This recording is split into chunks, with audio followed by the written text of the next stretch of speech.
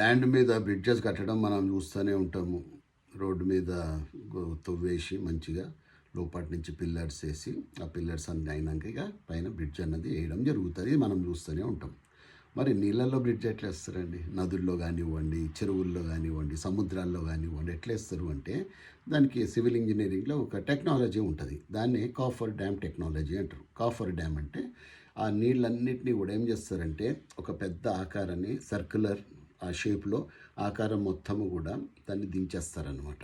Steels అన్నీ పెట్టేసి ఆ తర్వాత లోపల ఉన్న నీరు ఏదైతే ఉంటుందో అవన్నీ కూడా పంపౌట్ చేస్తారు. పంపౌట్ చేసినాక హాలో అన్నది వస్తుంది. లోపల మైదానం లెక్క తయారవుతుంది. అందులో కాంక్రీటు ఇక మిగతా పనులన్నీ చేసేసి మెల్లమెల్లగా పిల్లర్ కడతారు. అది బాగా ఎండిపోయిన తర్వాత కాఫర్ డ్యామ్ని తీసేస్తారు. అప్పుడు ఒక పిల్లర్ అన్నది స్ట్రాంగ్గా తయారవుతుంది అనమాట. This is a procedure. Okay, మరి దీన్ని బట్టి మనమేం అర్థం చేసుకోవాలి? ఆ కాఫర్ డ్యామ్ ఏదైతే ఉంటుందో జీవితంలో ఎదగాలి అంటే మనం అనుకున్న లక్ష్యాల్ని సాధించాలి అంటే అది ఏదైనా అవ్వచ్చు, చిన్నదా పెద్దదా అన్నది కాదు. సాధించాలి అంటే మనలో ఉన్న ఈ యొక్క అహంకారాన్ని ఫస్ట్ తీసేయాలి. ఏవైతే బ్యాడ్ హ్యాబిట్స్ ఉంటాయో వాటిని బయటికి వెళ్ళగొట్టాలి. ఎట్లయితే నీళ్ళను బయట తోడేస్తారో ఆ ప్రకారంగా అప్పుడు మైండ్ అన్నది ఫ్రెష్గా అవుతుంది, ఎంప్టీగా ఉంటుంది.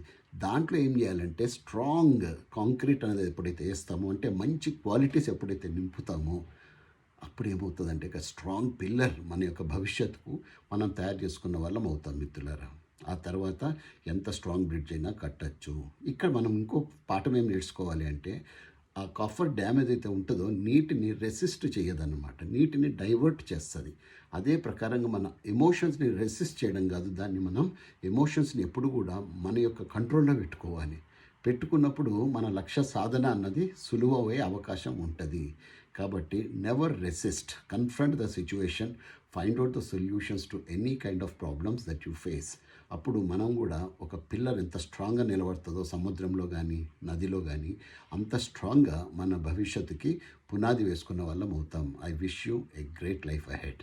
జై హింద్.